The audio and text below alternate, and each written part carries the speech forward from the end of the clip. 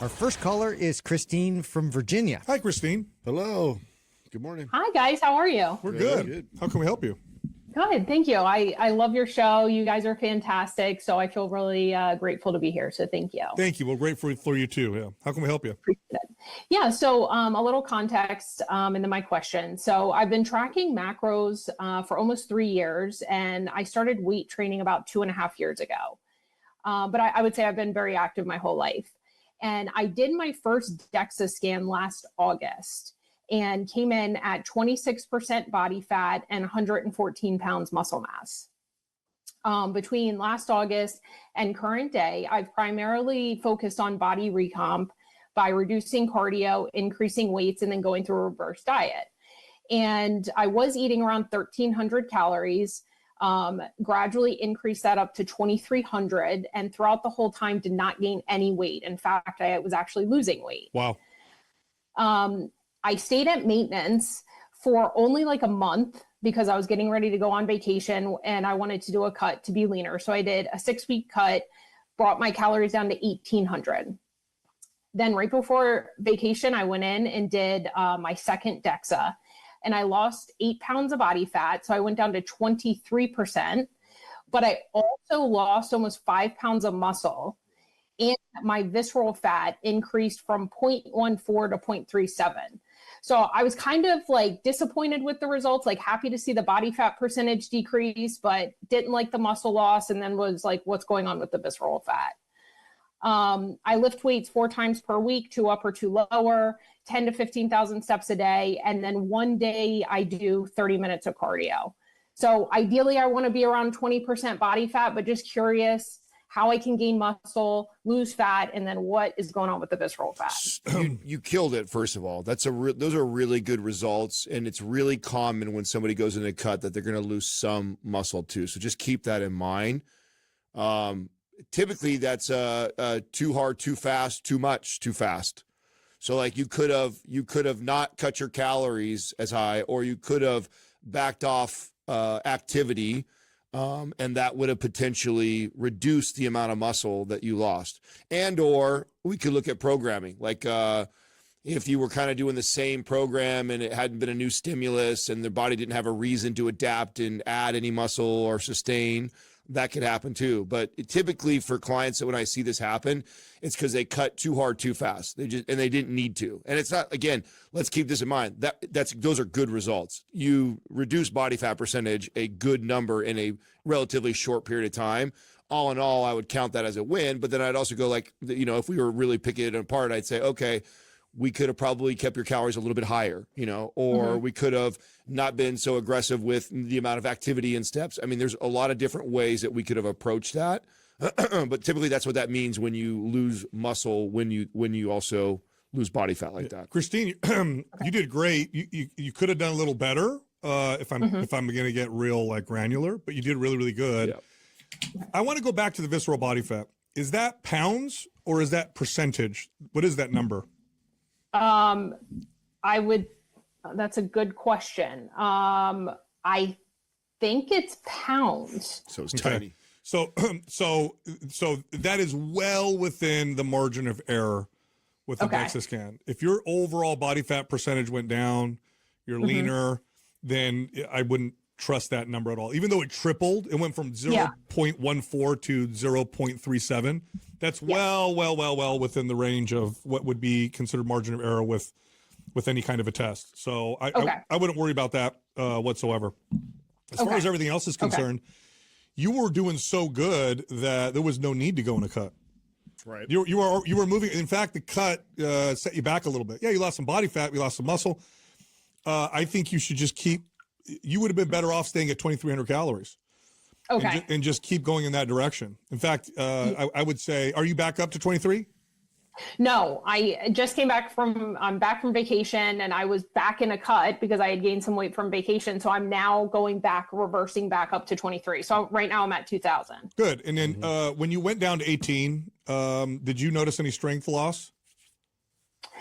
I really did not, actually. And I would say from August of last year to current day, I definitely noticed strength gain. So I was kind of surprised when I went in and saw that I had actually lost the muscle. But Yeah. I'm trying to progressively overload as well. Yeah, the other thing, split the difference too. Yeah, the other thing too is that lean body mass loss can sometimes be recorded when you have less fluid. Oh yeah. In the muscle. So the strongest correlate, the strongest thing that will predict muscle gain or loss, there's nothing that comes close to strength. Now, strength isn't perfect, because you can lose strength because you're tired, or you can lose strength because you just don't have enough fuel, or because you're stressed, because your central nervous system can get affected. However, if I were to look, generally speaking, and I saw a measurement like this, I'm like, okay, did we actually lose that much muscle? I would look at the strength in the gym, and if your strength maintained or went up, I'd be like, I don't trust that. That number doesn't mean anything to me. So I would, you're doing great. I would say keep reversing. You could probably keep reversing, keep building muscle. And what's going to happen over time is you're going to continue to progress. You're going to continue to progress, to progress. By the way, 23% body fat is great. Yeah. Mm-hmm. Dropping 3%, you'll see something in the mirror, but at what cost?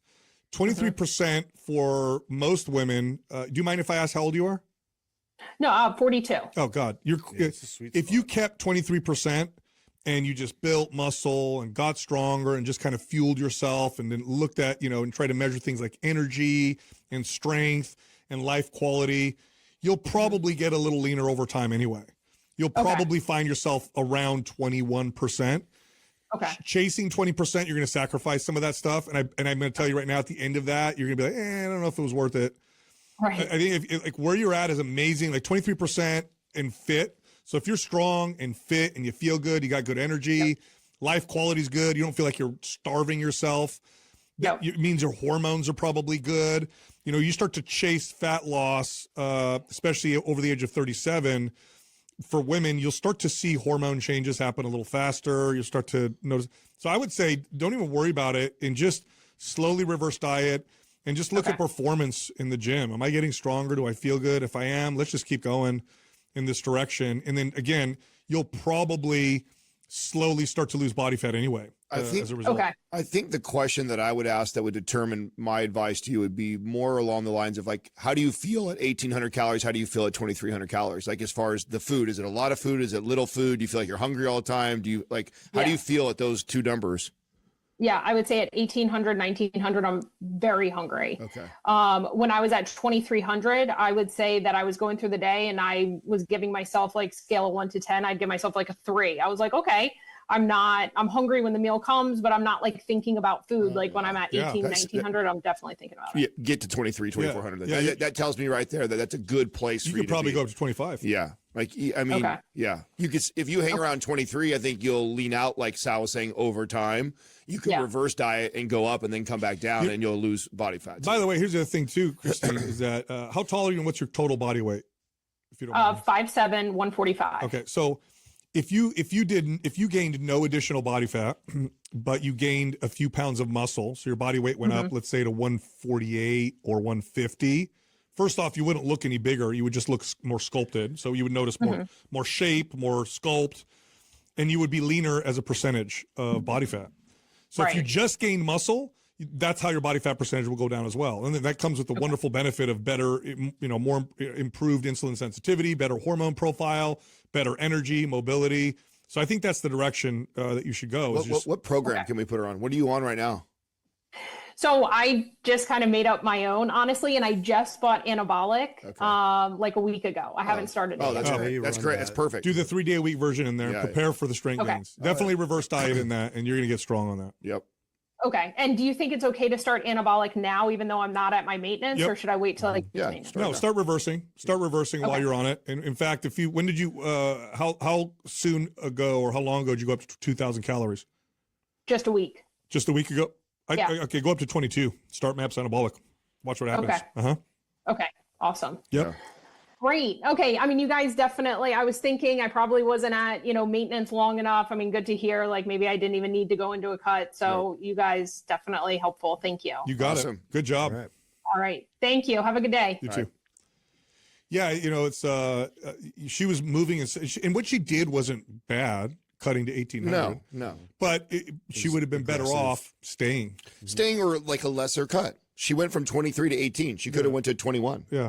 She could have went to 21, just a little bit of reduction, leaned out, probably a lot. She might have still lost a little bit of muscle doing that, but less. She'd lost less. Or she could have stayed right where she's at and just lost a little, probably a little less body fat, but almost no muscle. Yeah. So I'll never forget, like years ago, I went on, I used to do bulks. Well, I was always bulking. But for the first time in my life, I don't remember how old I was, I did a controlled bulk where I actually like was looking at, generally looking at calories. And I'll never forget, I went on a controlled bulk because my old bulks were just like eat as much as I possibly can. But this one was like, okay, I'm actually going to try to do this the right way. And I did it. And I remember it was probably, I don't know, it wasn't that long after, maybe 6 or 8 weeks later, I was getting my body fat tested every few weeks. And my body fat percentage not only did not go up, but then it started trending down. And I remember, and the scale was going up. And I remember this is the first time I realized, like, oh, if I gain muscle without body fat, my percentage goes down. And that's what happened to me. It was such this is my greatest critique of the bodybuilder bikini world is this thought that we need to aggressively bulk in the off season is such a myth.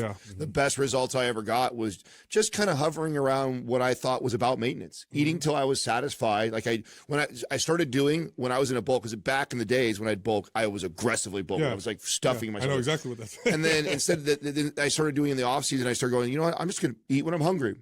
And it'll probably land me somewhere. Your protein. Yeah, hit my protein. That was the one thing I was really paying attention to. And then if I went a little bit over on calories, great. Or if I hit maintenance, it's fine. And then what ended up happening is what I try to communicate all the time is like, I probably was hovering around maintenance, but in reality, what that looks like are some moments I'm in a surplus, some moments I'm in a deficit, which is what causes what you said, which is I actually see the scale go up, but then I get leaner. It's like you're just adding muscle and you're sometimes actually losing some body fat. It's a perfect place to be.